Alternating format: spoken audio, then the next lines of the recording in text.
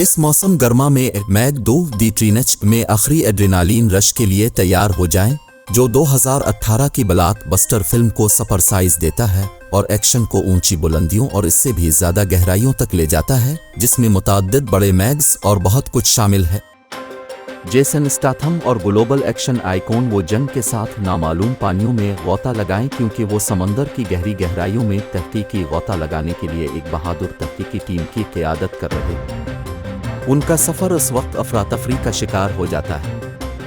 जब कान कनी का एक नापाक ऑपरेशन उनके मिशन को खतरे में डाल देता है और उन्हें बका की एक बड़ी जंग में धकेल देता है। बड़े पैमाने पर मैग्स और मुसलसल माहौलियाती लूट मार करने वालों के मुकाबले में हमारे हीरोज़ को वक्त के मुकाबले में अपने बेरहम शिकारियों को शिकस्त देना और शिकस्त देना होगी।